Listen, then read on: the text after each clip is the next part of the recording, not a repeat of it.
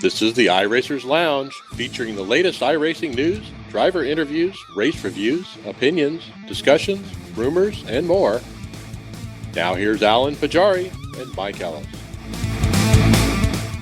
Welcome to the iRacers Lounge. I am Alan Pajari. iRacers Lounge is a podcast for the iRacer, where we would talk all things iRacing in a casual setting. With me is Mike Ellis, Jose Pabon, Matt Boley, and Carlos Fonseca. Welcome, gentlemen, to the first episode of the iRacers Lounge. Very cool. Thanks for having us. All right, today we're going to meet the panel for the show, and we're going to introduce ourselves a little bit. And we'll talk about the NASCAR iRacing series, both the open and the fixed series. We're going to talk about the Road Warriors series, and then anything else that comes up with our group here. So let me start off with myself. I started off in iRacing December of 2013. It happened after I was watching Kevin O'Keefe's videos on YouTube, and his channel's called Rutgers Kev. And I was watching his 2013 NIS fixed season, and from then on, I was pretty much hooked. At the time, I was searching around for mods for the NASCAR Racing 2003 racing simulation, and because that was really the last one that I owned, and I still enjoyed it. And I was looking around for mods, and I came across Kevin's channel, and I saw that, and I knew that was exactly what I was looking for, because that's what I was doing on NASCAR 2003. Was running those half distance NASCAR races, and that's what I was really enjoying. But I started sim racing actually around the mid 90s with the first Papyrus games. So I already kind of had a wheel and a pedal set. It's a Thrustmaster NASCAR Digital 2. So it didn't have any force feedback or anything like that, and it was just real kind of outdated. But that's what I started off on. So I started off racing those street stocks on that thing where I couldn't feel anything. But I'm one of those guys who fast-tracked my way to the A license real quick. I used the time trials. I raced safe. I stayed in the back all the time. I just made sure I got the 4.0 and did my minimum participation I needed to do for each class. And I got up to A real quick. One of the reasons for that was because I wanted to make sure that I can race those NIS races that started in February, and I only joined in December. But when I look back on it, I feel kind of bad about I did it that way. I wish I would have took more time in the lower classes and try to actually get good. But it was fun racing the NIS races last year. So I did that, and a little bit later on, I decided to get into the road racing stuff. I never raced road racing stuff on any simulation before, but I thought it looked kind of fun, and so I did that. But I also did the same thing. I fast-tracked my way all the way through. That's because there was a certain series I wanted to run, and then they ended up switching it, and they went to GT3 before I can run that series. And so I had to make sure I had at least a B license to be able to run that GT3 series. So I made sure that I fast-tracked my way up. I got my first win in the Pontiac Solstice on the roadside. There were only 2 other Solstice in this multi-class race that I was in, and the other 2 wrecked out. And so I got my first win. My first oval win came in Daytona in the Xfinity car in the B class, where I started on the pole and I led all 30 laps of the race. And so I only have 4 wins at this time right now in the oval side, and 3 of them came at Daytona. So I must be one of those drivers who gets lucky enough to win those plate track races.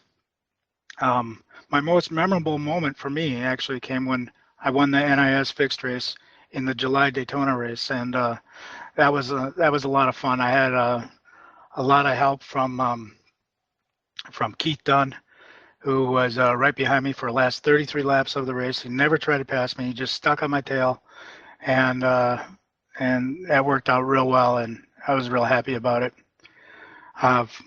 My equipment I use, right now I have a Logitech Driving Force GT. I really enjoy it. It's not the most expensive wheel around. I think it cost me around $150, but it has a lot of buttons that I like to use, so I can map all sorts of different things out. I did buy some shifter paddles to put on it for road racing, and they, I think, have helped me out a little bit. Otherwise, the Driving Force GT has these little buttons that are kind of hard to shift with. Um, and then I bought new pedal set, probably my most expensive purchase of my equipment, and it's the Fanatec CSR Elites. And I got it for the load cell brake, and I, I, it took me a little bit to get used to it, but I think it's really kind of helped me on my driving and the style of driving I do. I normally run the NIS Fix series. That's my main series I run. I try to make at least 2 races a week. Sometimes I can only do 1, but I normally try to do 2 races a week. And this year I started diving into a little bit into the NIS Open series, and now with the team, it kind of helps with setups and everything else. It makes that series more interesting for me. Last year I wasn't interested in it at all, but this year I become much more interested in it. I also normally run 2 different road series per season, and right now I run the Skip Arbors and the Blanc Plain Sprint Series. And next season I'll probably run something else with the Blanc Plain Sprint Series. So I normally kind of switch it up, but I normally run that Blanc Plain Sprint Series since I enjoy driving the McLaren so much. And then I also might throw some other races in there. Like, for example, lately I ran a national race. A couple seasons ago I ran some late models, but otherwise I just pretty much stick to the NIS races and the 2 road. I am involved in a league, which is the Integrity Racing League. Last year I joined and I ran the trucks season, which is their Saturday night series, and I finished second in that series, and I was pretty happy about that. I had some decent finishes. Never won. It's a very competitive league, but I was very happy that I was consistent and finished second. This year I'm running in their Gen 6 series, which is our Monday night Cup schedule, where we actually do follow the NASCAR schedule. And this year I haven't had that much success. I kind of made some of my own mistakes and got involved in a few wrecks. And right now I'm sitting 11th in points, but still a long ways to go in the season. So, but we've had a lot of good turnout for that, and that works out pretty well. Another league I run in is the Old Bastards, and I run their Lotus 79 series, which is Friday during the daytime. And I just enjoy that car a lot, but I don't necessarily enjoy it too much in the official series because people get awfully aggressive. But in the Old Bastards, it's a bunch of older guys like me, so we kind of take it easy on ourselves and just try to keep it clean. And then during the NASCAR off season, I started a league last year called the Winter Fixed NIS, and we had a lot of great turnout for that and had some great races. And it was only 10 races, and we'll be doing it again for this coming up winter, and have another 10 races. But that's been a lot of fun. It's been a good experience. So anyway, that's a little bit about me. And Mike, why don't you tell us a little bit about yourself? Okay, Alan. Mike Ellis here. I'm from Gilbert, Arizona, 44 years old. Got into iRacing. I think I heard somebody in NASCAR was using iRacing, and that's how I heard about it. And once I saw it, I immediately bought into the whole thing. I had a laptop. I bought a G27, $250 for the wheel, and took off. And now I'm running with a Obuto Revolution rig, 3 monitors, a 27-inch, a 4th monitor that's touch off of another laptop. That runs the iSpeed. I got some tablets and iPhones running other things, and quite a setup. Still running the original G27. Really want new pedals.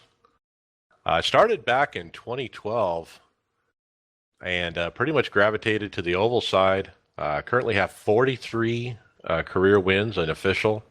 That's roughly 3% of my overall starts. And done some road stuff. 4 of those wins are on road. I do have my A license in road. I don't consider myself a road driver. iRating currently 3170. And active on the NIS series in a lot of things that Alan is in. I race as well. Integrity Racing League I just started. And run some hosted stuff, kind of random there. But the only official races you'll ever find me in is the NASCAR iRacing series, both official and open and fixed.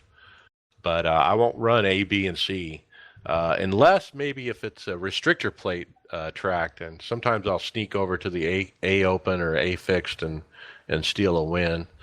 That's really my bread and butter is the restrictor plates. That's where a lot of my wins came. Last year in the NIS series, I had looks like 5 wins, and I believe 4 of those were plate tracks. So that kind of tells you how I run over there. It seems like on these other tracks, like Richmond, which we just ran this morning, I'm only good on new tires, and as soon as we get some laps on them, I slow up, usually more than everybody else. But persevere and hang in there, and really enjoying working with the team and the team environment here at Team Tifosi, and happy to be part of this broadcast and this podcast, and looking forward to covering all kinds of iRacing topics. Yeah, that's one heck of a setup you got there, Mike. I'm a little jealous. Hey, Matt, you want to tell us a little bit about yourself? Sure. I just want to say thanks, Alan and Mike, for putting this podcast on. And my name's Matt Boley. I'm from Ontario, California, 22 years old. And I've been on iRacing since May of 2013. And I've been mainly on the oval side since I started. I'm starting to dip my feet more and more into the road side. On the road side right now, I'm running the iRacing Global Challenge in the Cadillacs and then dipping into the Star Mazdas as well. On the oval side, I've always been in the NASCAR cars, from the trucks to the Xfinity cars and in the Cup cars. Right now, my main focus is on the NIS series. I'm trying to stay away from everything else for the meantime to get better and more comfortable in the car and get good finishes. I found out about iRacing just running through YouTube and came across a couple of videos like Alan. I think I came across Kevin O'Keefe's videos, and I was hooked on it. And I went out and had one of my buddies build me a computer and bought a G27 on eBay, and I was racing within 2 weeks. So I've enjoyed it ever since, and I just joined Team Tifosi Racing a couple weeks ago, and I'm really enjoying that, and I'm looking forward to the future. All right, happy to have you, Matt. Jose, you want to tell us a little bit about yourself? Yes, my name is Jose Pabon. I live in Jackson, New Jersey. Kevin O'Keefe is actually a Jersey boy as well, and I have been introduced with him, not personally, but I've also seen him on YouTube. Not that he introduced me to iRacing. I came about iRacing via Paris, actually. I was a big fan of their prior makings, NASCAR 2003, the original NASCAR. Unfortunately, I never got a wheel to race in it and never got heavily involved because I was always into the multiplayer portion of it. I enjoy competing and playing against real people instead of AI per se. Even though NASCAR 2003 allowed multiplayer, I was never able to find a good location server-wise to run in a big league or with a large number of people. After many years of playing multiplayer game on World War II Online, which is based on World War II basically, I came across, I guess, a video or something or just Googling, and I came across iRacing. And as soon as I saw it, I decided to get into it and instantly fell in love with it. Um, Eventually getting myself steering wheel, pedals, a G27, looking to upgrade. I just bought myself a rig recently, the RS1 R seat, extremely comfortable. I've also extended my viewing pleasure per se by going from one screen to a tri-screen or a triple screen. I do use a fourth monitor as well, connected to the computer for iSpeed or Z1 server or dashboard as they call it. Again, with other software as well that I might use, such as the iRacing setup analyzer that Mark Montanaro has supplied to us, of course at a cost. But yeah, it's a competitive location. It's extremely fun. At times very frustrating. But again, it keeps me busy, and that's what I enjoy. Very good, Jose. Carlos, you want to tell us a little bit about yourself? Oh, well, sure, why not? Anyways, my whole start in iRacing started way back, pretty much in the early days, from 2009. And, let's see. I didn't really do much road racing, but I did start off in what back then the rookie series was, Legends, I believe. And, I touched road, a little bit here and there, and I think I got one win in that, and then I quit that for a while. And, let's see. Oh, I guess I should mention my age. I am 25 years old. I actually just turned 25 years old. And still enjoying iRacing. Probably my number one sim, just for the fact the multiplayer is, well, awesome. And, let's see, I mainly race, NIS series like everyone else in here. And, actually probably the best series. Have a lot of fun with all these people, all these good drivers, at least the ones we trust. And, let's see, I don't even know where I came across iRacing or how I figured it out. I just kind of saw it and said, this looks interesting, try it. And that was after playing NASCAR Racing 2003. I'm pretty sure a lot of iRacers come from there. And, wow, there's really not much else to say about that.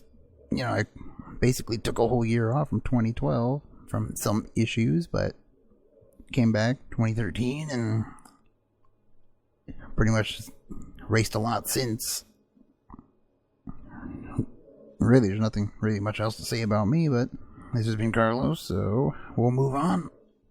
Yeah, Carlos, you do actually something very interesting, is that you actually race with a controller, and you're very good with it at the controller. And I also know that you race other games too, and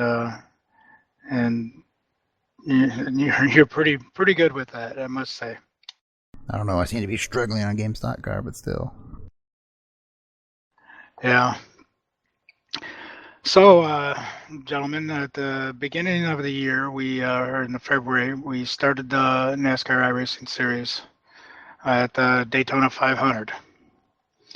Now, as you know, iRacing got hacked during the Saturday afternoon or morning for some people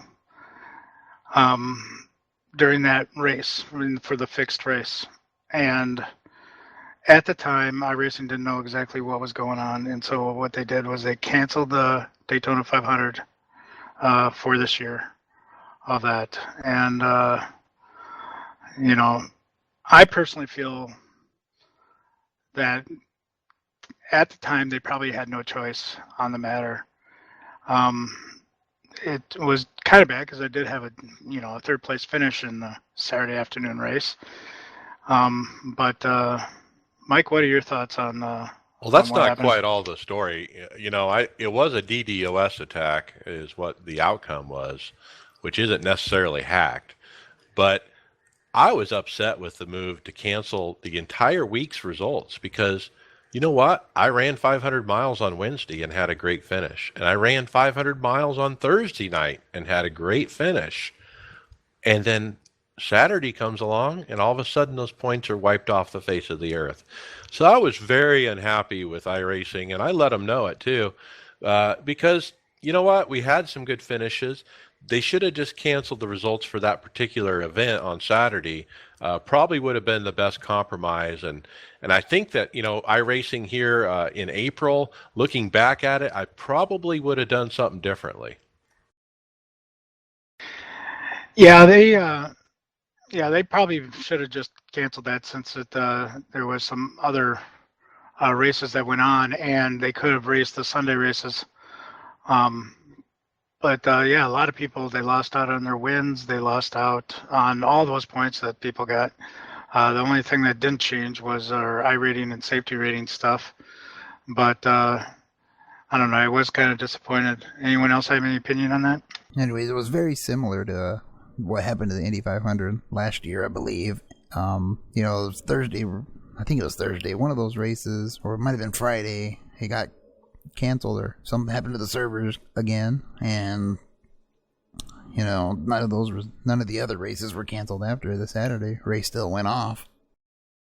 And that's the thing. It's almost like iRacing is a sanctioning body, much like NASCAR. When they make those kind of decisions, and we're as the drivers are looking for consistency, and we knew how they handled the Indy 500 fiasco last year, and this year with the Daytona 500 problems, they handled it differently, and I think that caught some people off guard. The other thing is, what about those drivers who are only going to run on Sunday night because they work on those other days or whatever? They didn't even get an opportunity to put points up. So if you look at it that way, it might have been the right move after all. Yeah, I'm actually one of those drivers that was going to race the Sunday race only because I had been busy that whole other week. But, I was looking forward to the Daytona 500 for 2 months leading up into it, and then I find out Saturday night I'm not going to be able to race on Sunday because they canceled the rest of the races. Yeah, they probably should have just allowed it to go on. Even if they did cancel the points, they should allow the racing to go on. And actually, for the Indy 500 last year, what they did was they canceled that weekend, and about a month later, they put on the Indy 500 again. I don't know if you guys recall, but everyone that bought their new Indy car got some kind of credit because they weren't able to race that weekend. Yeah, that's a whole nother story, but my concern at that time actually was the Coca-Cola 600. We were running at the same exact time, and that was really the problem back then, was they opened both servers for the race at the same time, the Indy 500 and the Coke 600 on a Friday night, and all the servers went down. Yeah, especially being that the Indy 500 is a huge event. Yeah, a lot of people put time in on setups and everything for that. Yep. Yeah, that was a major problem since it was a couple of big time races going off at the same time on Friday night. But otherwise, besides the 500, how do you think the racing's going for the rest of the season that we've had so far?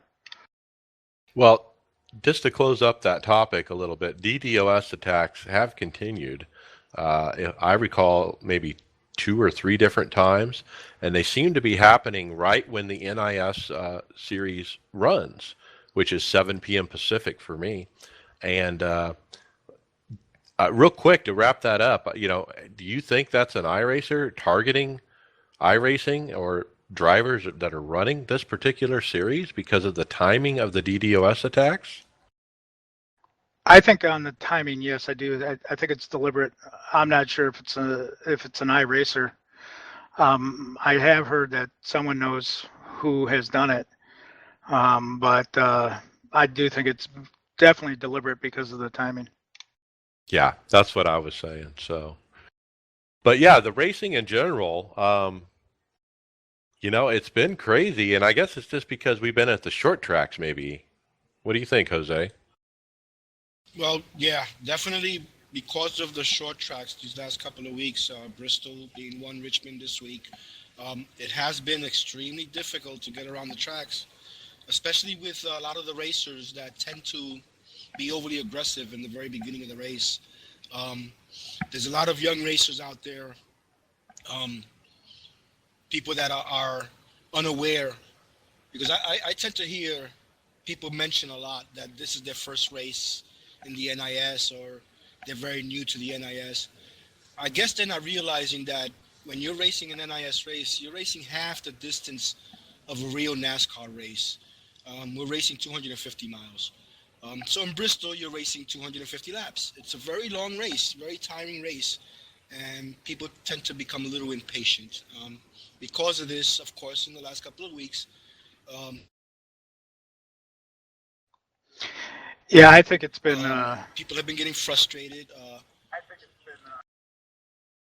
Well, not only It's been that, very you have the difficult. whole other group of people now that iRacing is trying to cater to.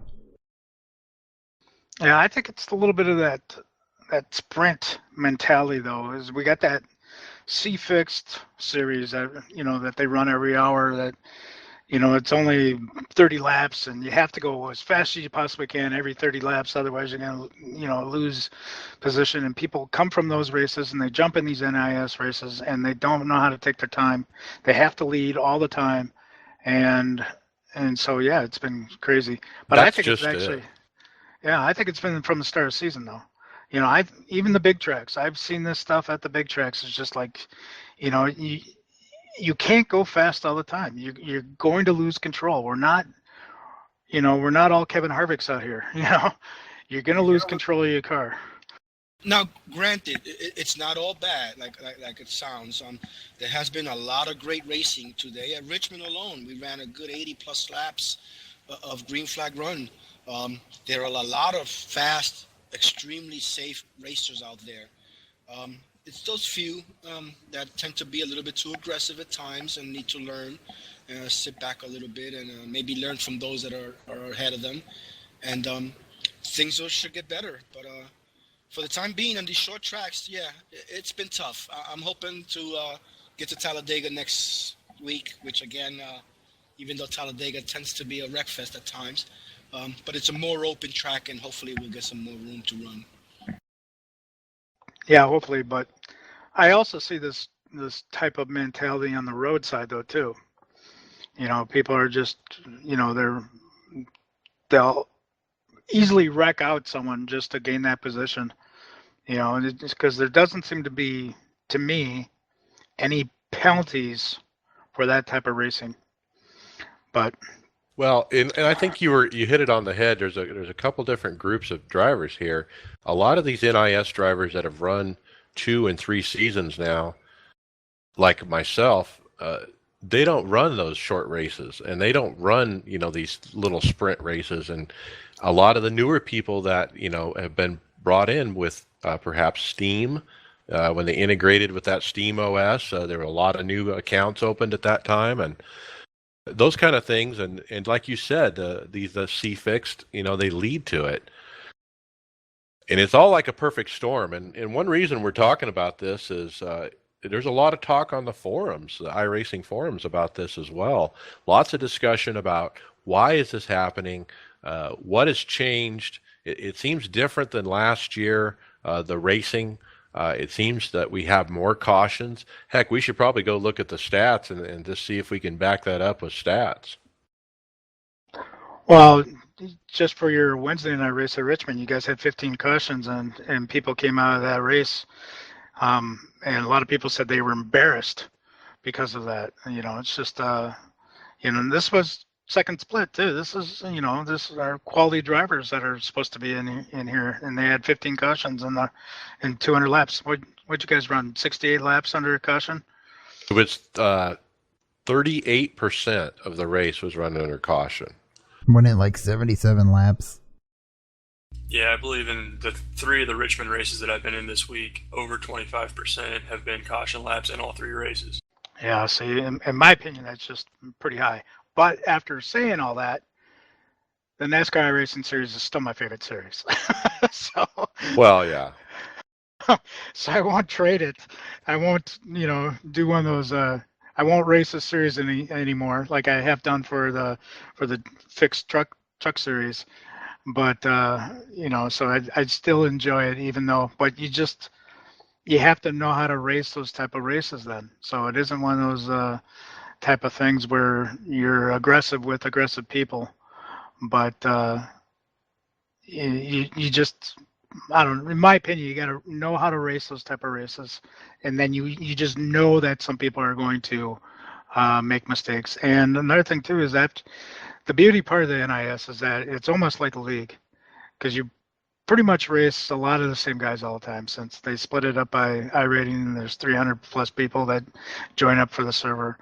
And so you pretty much are in that same group of people all the time. So you kind of know who you can race with, and you know guys who would back off a little bit. You know who you can run side by side, and you also kind of know who you can't. So that's one of the nice things about the NIS.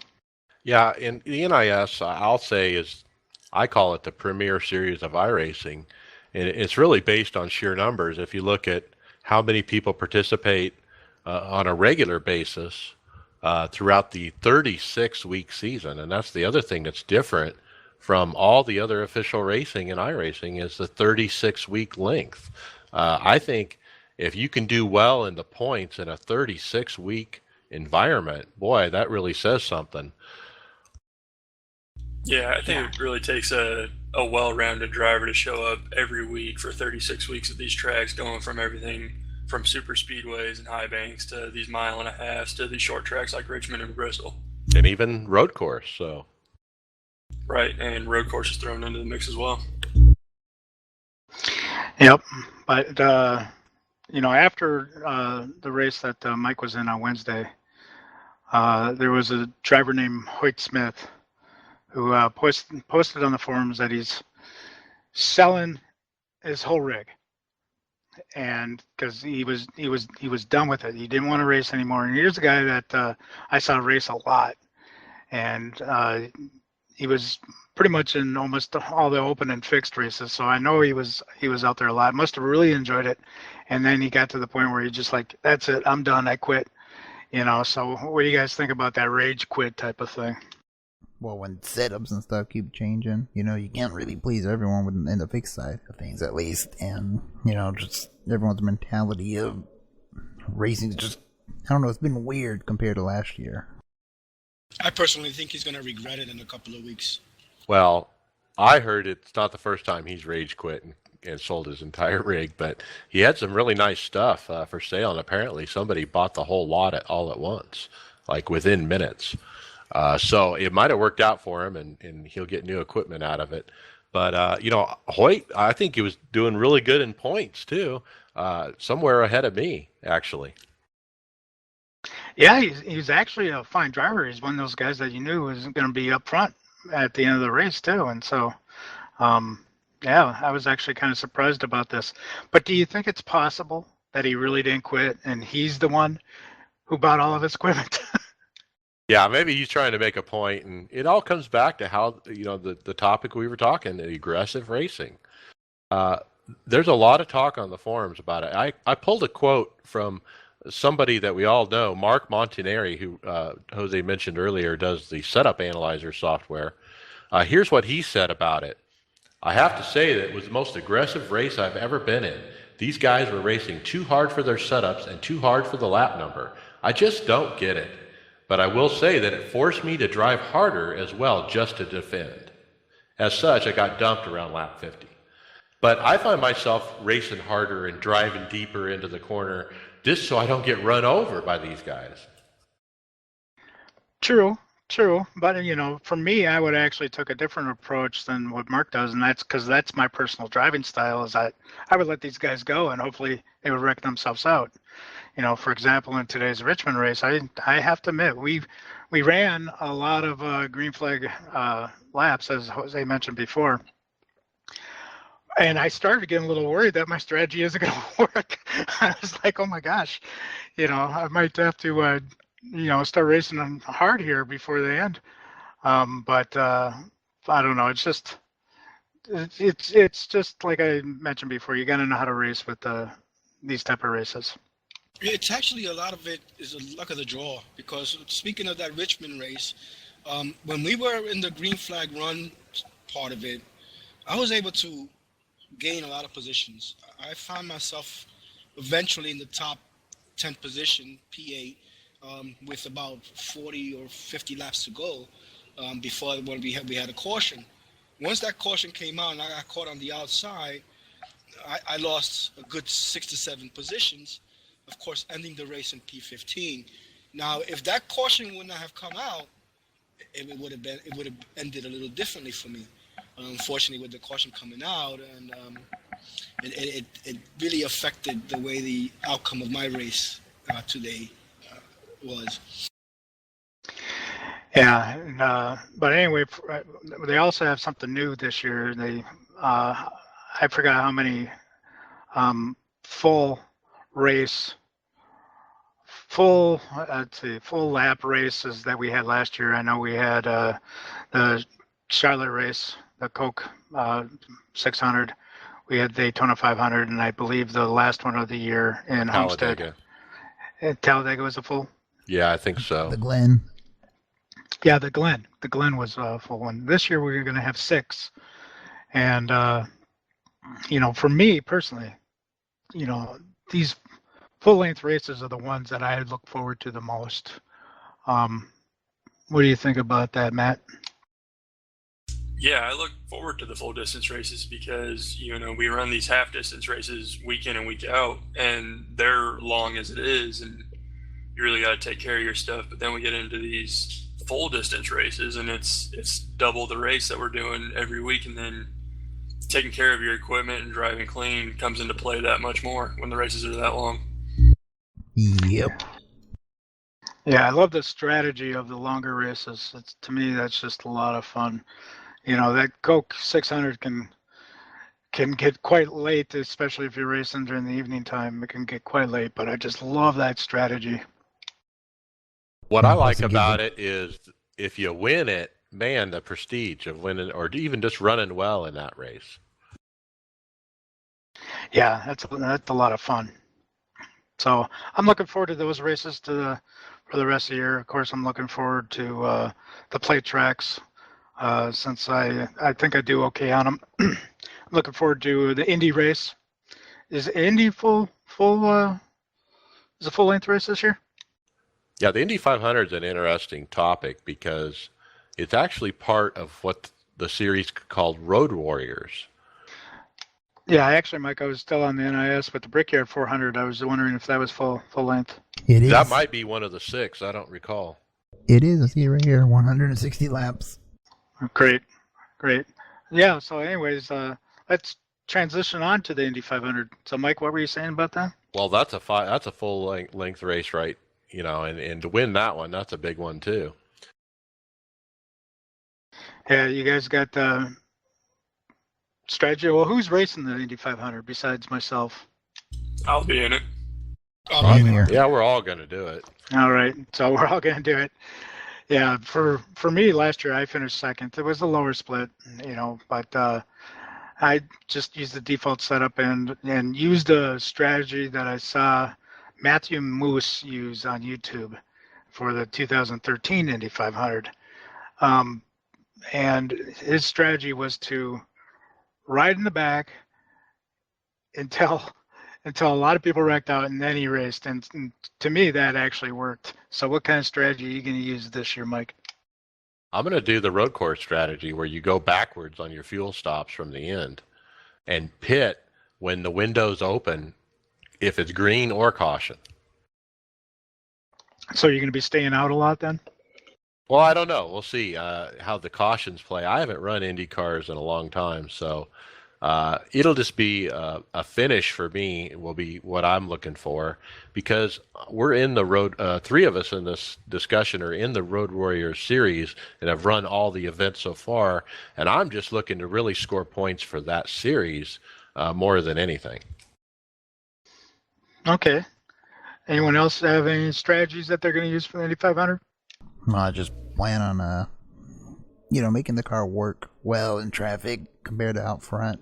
And that's what I did last year, and it seemed to work, got me up to second until I made a mistake. So I decided, why not try it again? Good.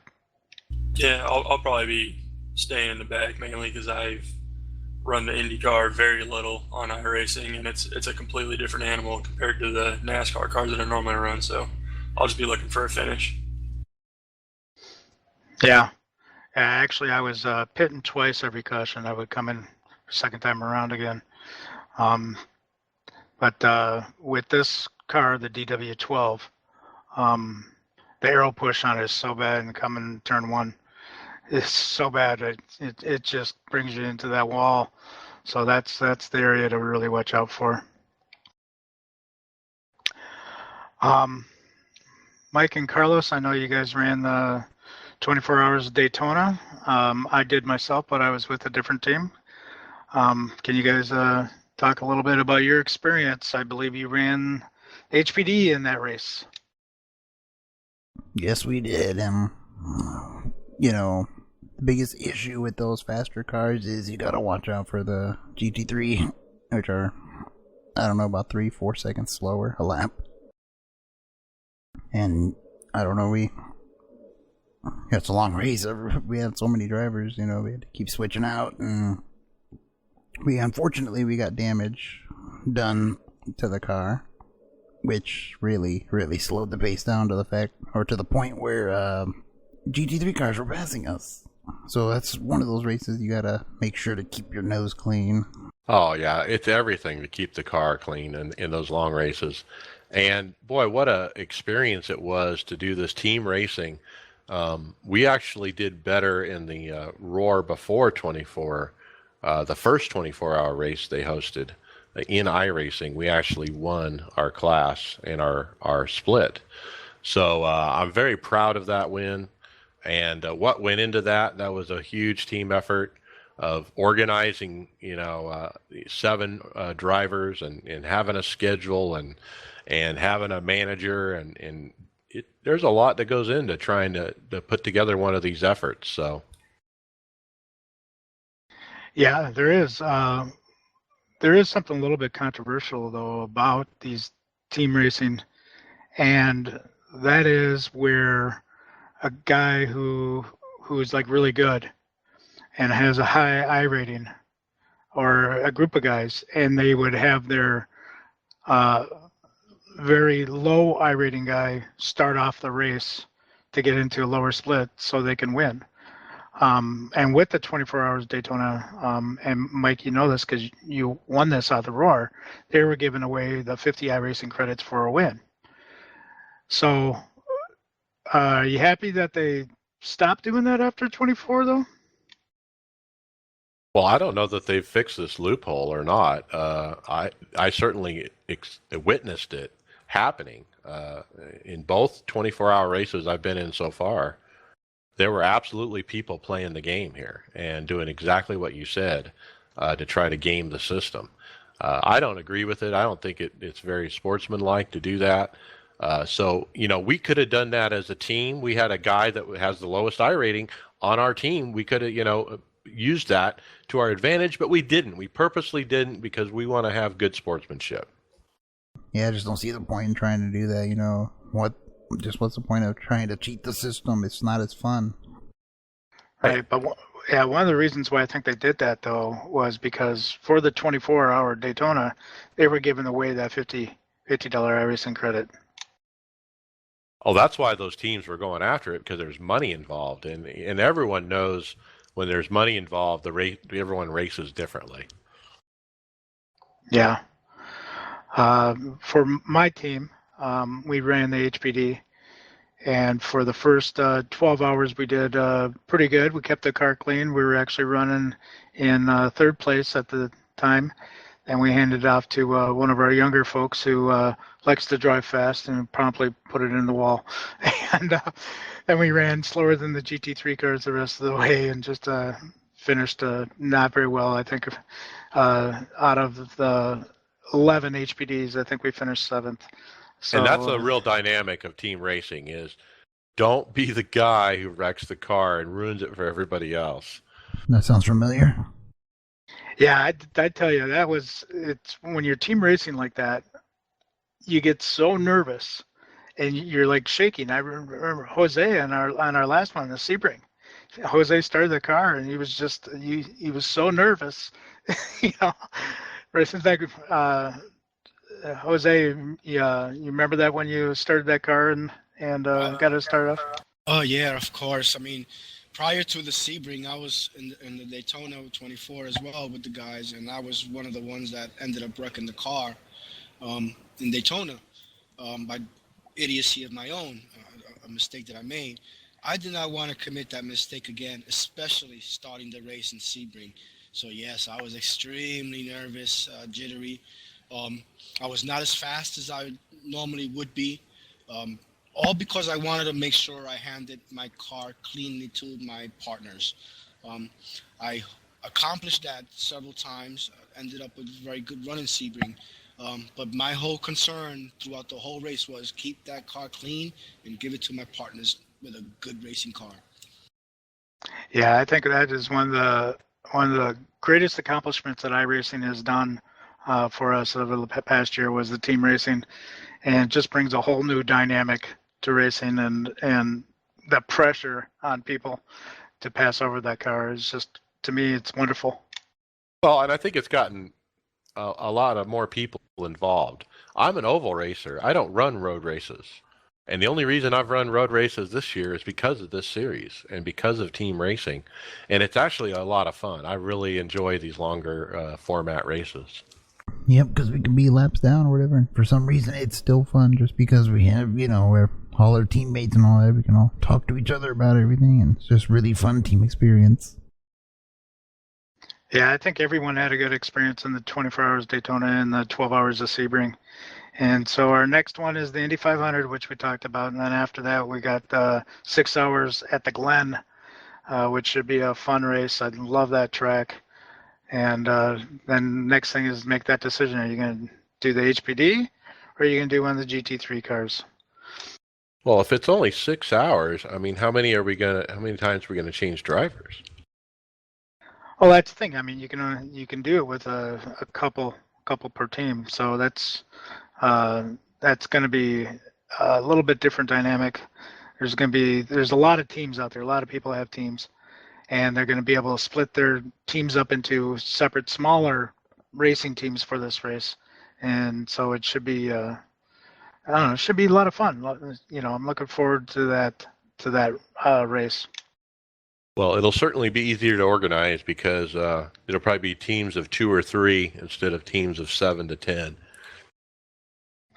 Yep, and I think we're looking at a couple more 24 hours this year. I know they got the one at Spa, and I think they're hoping to have the Nürburgring. Is that I'm not sure how to pronounce that, but I think they plan on having that track out in time for the last race of the season. That should be another 24-hour. Don't forget the Bathurst 1000.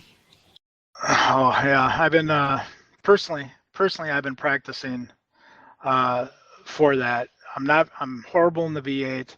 I'm just practicing to not hit the wall coming down the mountain. So if you can master the V8, you can probably master any car. I don't have a V8, man. I was thinking I got to get it to try to work on that track. Yeah, it's a tricky car and the trickiest track.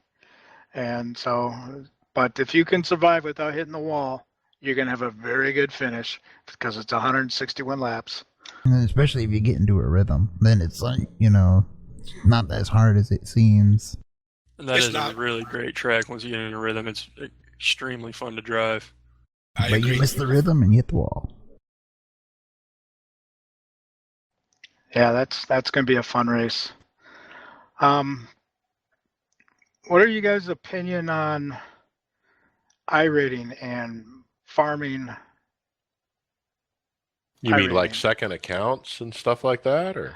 No, second accounts isn't really farming because second account is just it's a brand new account. But let's say that you're 5,000 iRating guy and you go down and race the Legends a lot to move up to try to get to 6,000 or 7,000. Right. Well, there's a lot of way of farming when it comes to the definition of farming. There's others that tend to lower their I rating to a very low state, and they're the kind Get of wins. drivers that exactly they're the drivers who actually qualify for a 4,000 plus I rating, but yet they're running in 1,000 I rating class and beating the heck out of all these slower guys just to get the win. Yeah. Well, here's kind of my opinion on farming. For example, Ty Majeski, as you guys know, he's a real late model racer, and he races the super lates and the late models series here on iRacing, and he has himself an over 10,000 I rating, which I believe he is the highest. Yep. And when Ty wins, he gains like 1 point. If he gets wrecked out, he loses like 200. So I personally don't have a problem with someone doing that. But then again, I have seen a guy go from 1,100, just on a week 13, running Legends on week 13, go from 1,100 I rating to a 3,000 I rating by running 72 races. Yeah, you know what? Ty Majeski's not farming iRating. That's the series he runs. And what you're saying is like you got a car guy, an NIS guy. Okay, I'm going to do some farming. He goes run Legends. That's what you're talking about. Exactly.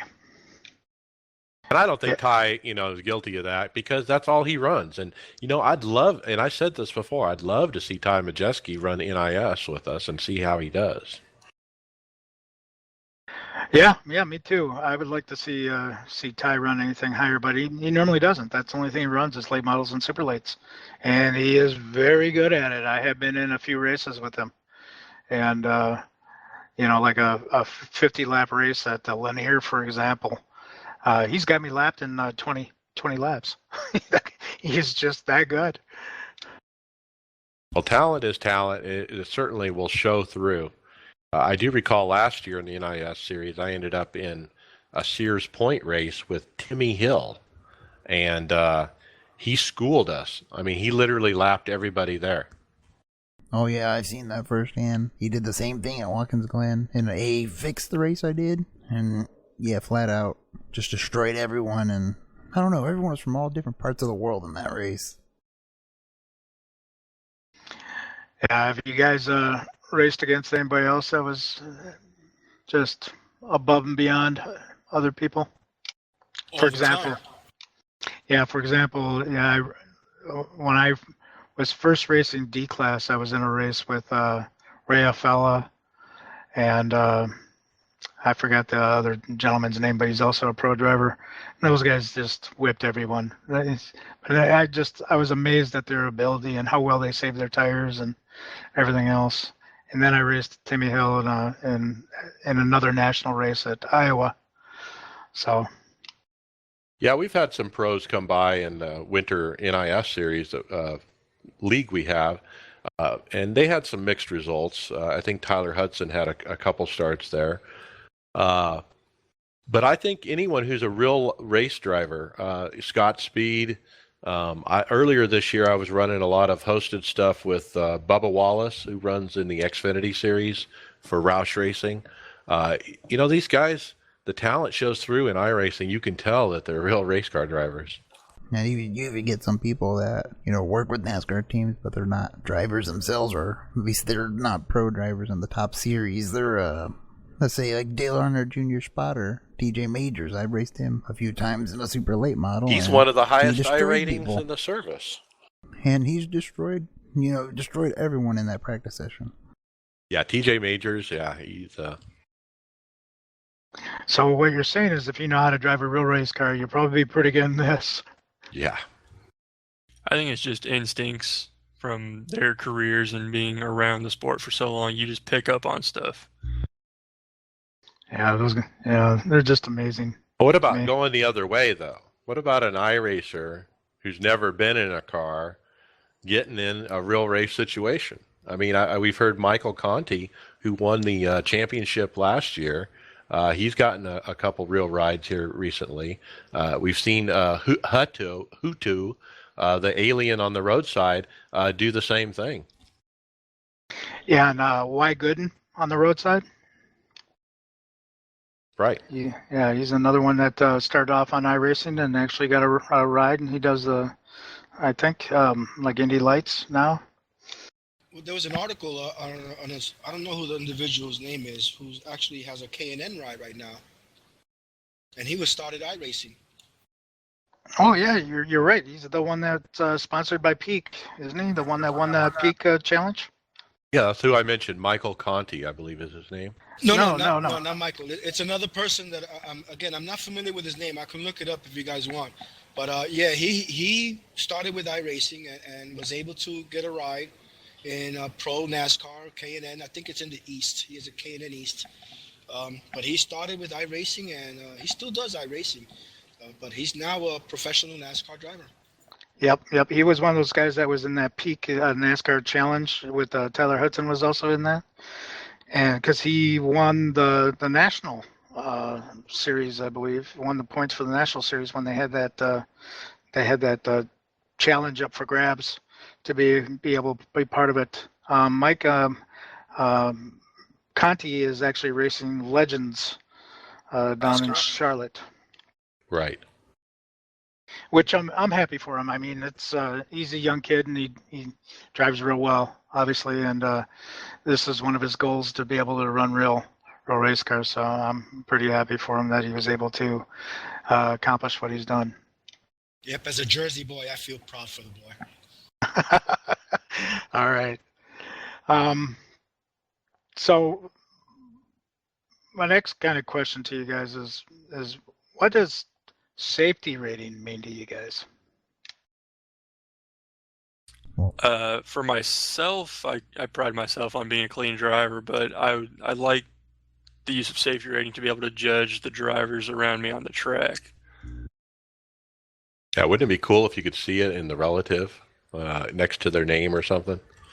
That's one feature I wish iRacing would put in, is be able to view other drivers' safety ratings on the track. And another thing is, I just, when you get those people who crash a lot, I don't think they penalize you enough for, crashing out, even though I've been on the other side of that and, been wrecked many times, but still, these people go in there all careless. To me, safety rating is important, but a little deceptive at times.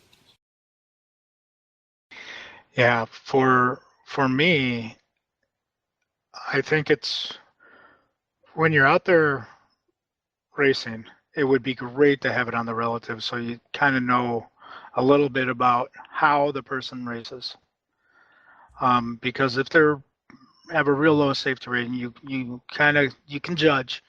And for just an example of today's race at Richmond, the guys that I saw that were driving a little crazy, dive bombing you, doing that kind of stuff, and also the ones that would spin themselves out of turn 4 there, you'd look at their safety rating and they're in the ones. And it's the type of stuff when you're racing around them, you can almost kind of guess. But it would be nice to actually know that. But then again, also, the guy that won the race today was in the ones. And so there's advantage of being that aggressive, and then there's disadvantage of being that aggressive. So my personal opinion is I would like to know it, but in a way, it in iRacing doesn't mean too much. They might lose.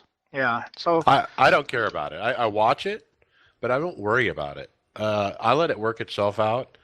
I worry about championship points. It's all I'm worried about.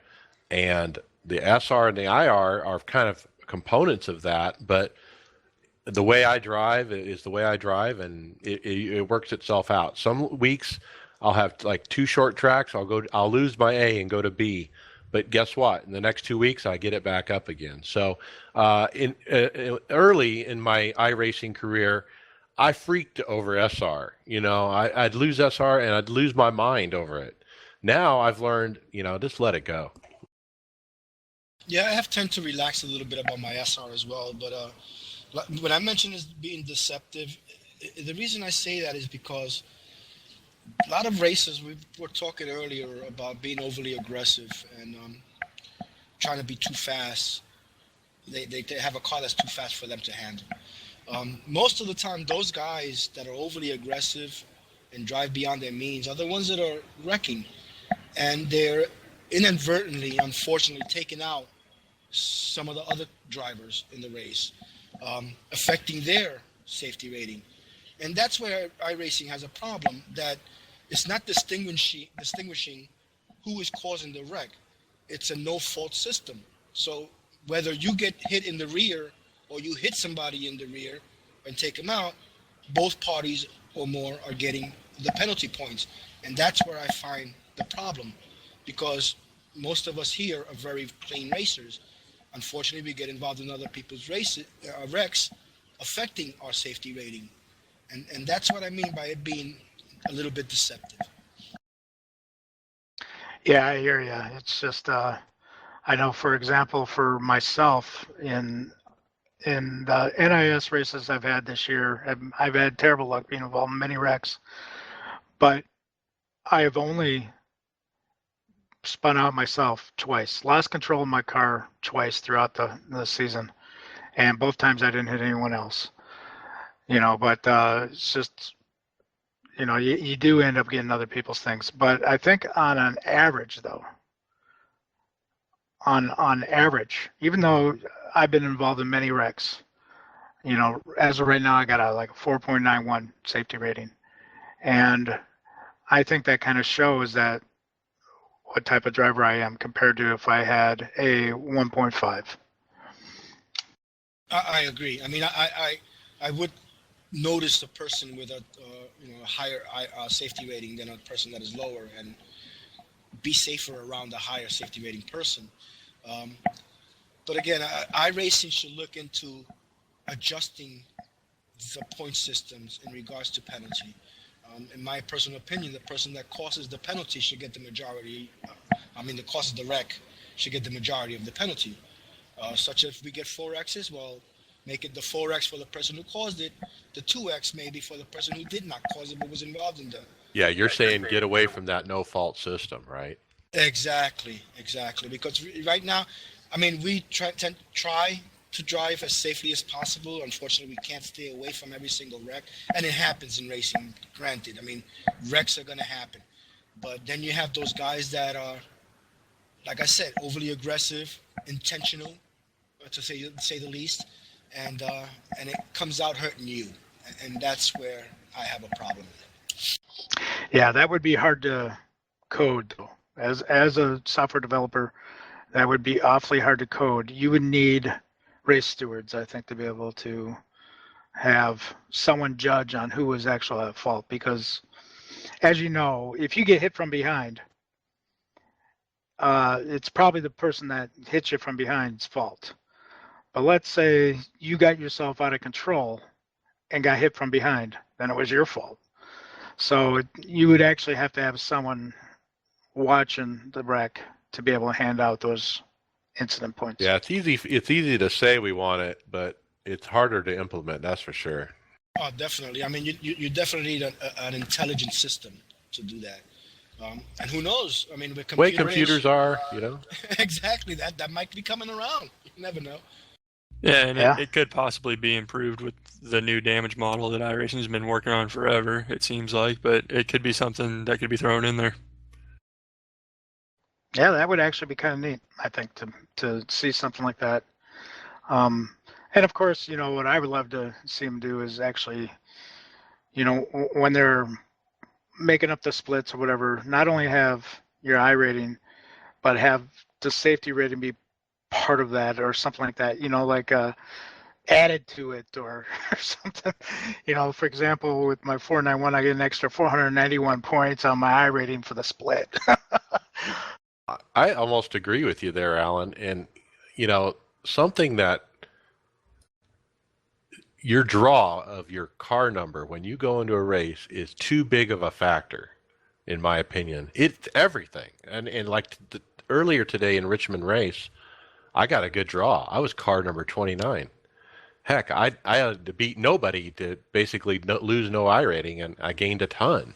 And it just means too much. And I'd love to see the calculation, of how these races get figured out and the points and everything, to include SR, like you're saying, somehow into the calculation. Why not, And let's make the car number have less weight in these values. Well, you know what? Speaking of that, I don't think the car number really has any weight. Just lining you up in the grid. I've noticed that no matter what number I get, whether I'm number 1 or number 30, if I, let's say, finish in P15 out of 30 cars, I'm going to gain 1 or 2 IR points. It doesn't really matter. I've noticed that the number assignment is just a gridding process. That's all it is. No, it does matter. For example, if you got if you're like the number 1 car and you finish 15th, and the car that finishes 16th is car number 29, you got a very good chance of losing iRating while the 29 car gains iRating. That's correct. So there is a little bit there. In the NASCAR iRacing series, since we're split and we're so close to iRatings, you don't see it as much. But if you go run another type where there is a larger split in iRating, for example, if I went to go run a national race with my iRating I have today, I'm going to have to finish in the top 4. Otherwise, I'm going to lose iRating. And so that's what I was talking about with Ty Majeski here, is that he has to win just to gain 1 point. Right. If he finishes second, he loses iRating. That's Exactly. because of his car number. Now, it would be interesting if they did give us car numbers based on gridding, and then you probably wouldn't see very many people qualify. I don't know, but I don't run the other series. I only run the NIS plus road races at times. But you're probably right. I mean, I don't only the NIS. So that's what I see in the NIS. Yeah, we're real close. Most of the time, we're real close. Probably the early Saturday morning when they had less splits is where you can see more of the disparity between iRating and a split. But otherwise, I think we're too close to actually see that have that major effect. But there is major effects on the points on the splits, though. So there is an advantage, at least in the NIS, to run a higher split. One of the last things I want to mention here in the show is that longtime iRacer Christopher Perryman passed away last week. Chris was only 29 years old and leaves behind a wife and 3 small kids. We here at iRacers Lounge and the entire iRacing community send out our deepest condolences and prayers for the family. A fund has been set up for the kids at the Fort Campbell Federal Credit Union. You can donate by calling 1-800-821-5891. Let me repeat that. That's 1-800-821-5891. I know Chris used to run in the IWCR League, and last Saturday they had a tribute for him, where they did the first 4 laps in silence, and then stopped the race for a little bit for everyone to reflect. And that was a nice tribute. Does anybody else any experiences running with Chris? Yeah, I have. I've run with Chris, and he does run the NIS series.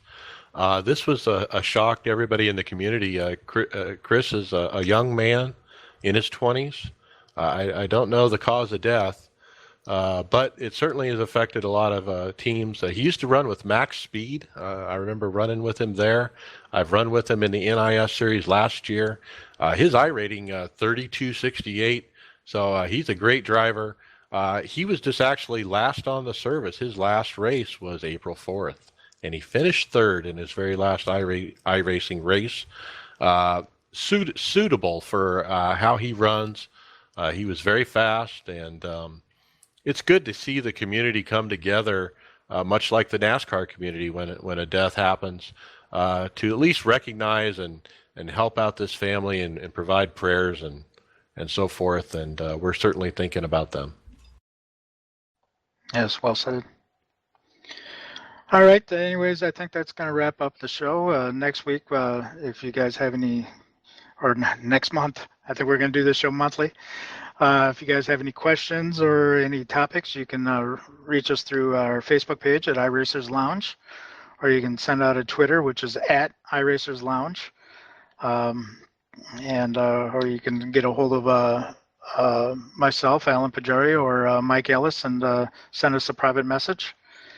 And we'll read and discuss your topic that you have that you want us to discuss. I believe we're going to be on YouTube here soon, and you should be able to check out our podcast on iTunes and SoundCloud. But that would be it for our final show. Thank you very much, guys, for being here. I really appreciate that. And Mike, you got anything to say to close out the show? Well, just make sure you subscribe, guys. This is the first episode. We want to get the word out there to all the iRacers to get involved and subscribe to our podcast. And you can do that right in iTunes, SoundCloud, Stitcher, any of your favorite podcast applications. Make sure to find us. And hey, we want those questions. We want to have a mailbag segment, so please send them in. Thanks, everybody. Thank you. Bye-bye. Thanks for listening to the iRacers Lounge podcast. Make sure to subscribe to us over on iTunes and Stitcher. See you on the track.